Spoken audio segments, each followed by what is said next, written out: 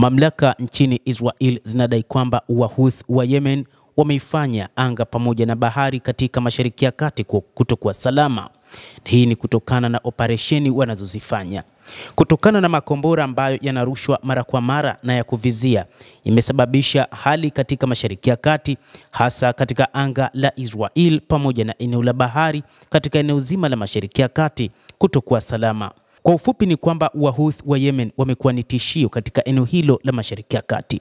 Mamlaka nchini humo zimethibitisha kupitia vyombo vya habari zikisema kwamba hali inayojitokeza katika eneo la Mashariki ya Kati ni ngumu sana. Israel ilisema kwamba ilikuwa tayari kupambana na Wahouthi, lakini Marekani ikasitisha hilo na kwamba Marekani itapambana nao, huku ndege zao karibia 19 za MQ-9 Reaper zikishambuliwa na Wahouthi, zikidunguliwa kutokana na namna walivyokuwa wakifanya mashambulizi.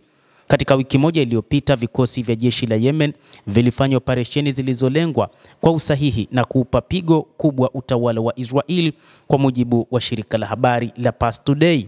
Hatua hizi ambazo zilifanywa kwa ajili ya kuunga mkono watu wanaodhulumiwa wa Palestina na kujibu uvamizi wa Israel kwa mara nyingine tena. Hii imedhihirisha uwezo wa kijeshi wa Yemen na azma thabiti. Kwa kuzingatia ripoti iliyochapishwa, vitengo vya makombora na ndege zisizokuwa na rubani za Yemen vililenga vyema vituo vya kijeshi na vituo nyeti vya utawala wa Israel katika operesheni kadhaa. Siku ya Jumapili, Yahya Saree, msemaji wa jeshi la Yemen, alitangaza kwamba kambi ya Sdot Micha katika eneo linalokaliwa la Ashdod lilishambuliwa kwa kutumia kombora la Palestine 2. Kituo hiki kinachukuliwa kuwa moja ya vituo muhimu vya kijeshi vya Israel. Zaidi ya hayo, kombora la Zulfikar lilipiga uwanja wa ndege wa kimataifa wa Ben Gurion huko Tel Aviv na kusababisha usumbufu mkubwa kwa shughuli za uwanja huo na hatimaye uwanja huo kufungwa. Zaidi ya hayo, kitengo cha ndege zisizokuwa na rubani cha Yemen kilifanya operesheni dhidi ya shabaha muhimu katika eneo la Ashkelon, ambayo kulingana na vyanzo vya Yemen iligonga alama yake kwa usahihi wa hali ya juu. Mashambulizi hayo yaliyotekelezwa kwa ajili ya kukabiliana na jinai zinazoendelea kufanywa na utawala wa Israel huko Gaza na ukingo wa magharibi mwa mto Jordan yalizusha hofu na sintofahamu kwa viongozi wa Israel.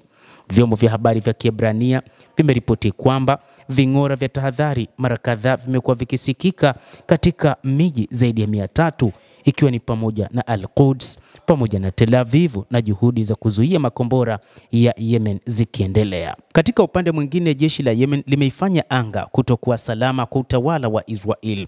Kuhusiana na hili, vikosi vya Yemen vya Kihouthi vimedhihirisha uwezo wao wa kiutendaji kwa kulenga maeneo ya Israel katika eneo linalokaliwa la Yafa mapema siku ya Jumamosi asubuhi.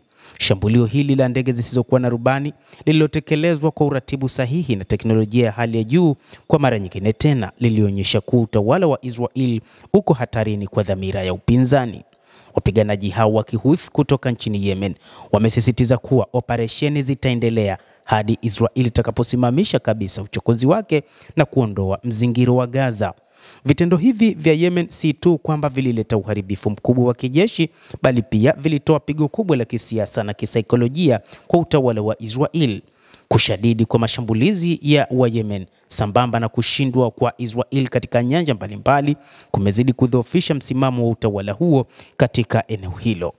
Hata hivyo, Waziri Mkuu Benjamin Netanyahu katika kipindi hiki amekuwa akionekana kama kiongozi asiyefaa kutokana na kuanzisha operesheni nyingi katika eneo hilo la Mashariki ya Kati, kuwashambulia wa Palestina katika ukanda wa Gaza katika kile alichosema kwamba ni mapambano yake dhidi ya wapiganaji wa Hamas, na kile alichosema kwamba kamwe hatoweza kuacha kuishambulia Hamas pamoja na Israel, kumesababisha vifo vingi huko katika ukanda wa Gaza na katika eneo la ukingo wa magharibi.